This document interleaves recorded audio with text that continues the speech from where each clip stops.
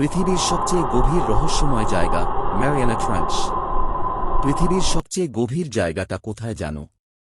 Everest পাহাড়ের থেকেও গভীর এক অন্ধকার জগৎ, নাম তার ম্যারিয়ানা ট্রেঞ্চ।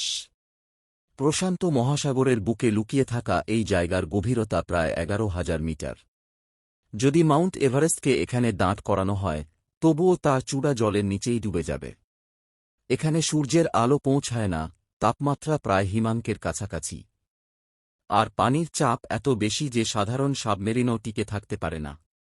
তবুও অবাক করার বিষয়, এই অন্ধকার জগতেও আছে প্রাণ।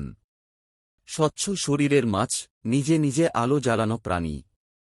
এমন সব জীব যাদের আমরা এখনও পুরোপুরি বুঝে উঠতে পারিনি।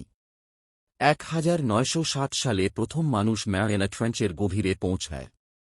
তারপর 2012 সালে বিখ্যাত চলচ্চিত্র নির্মাতা জেমস ক্যামেরন একাই নেমেছিলেন এই রহস্যময় গভীরতায়।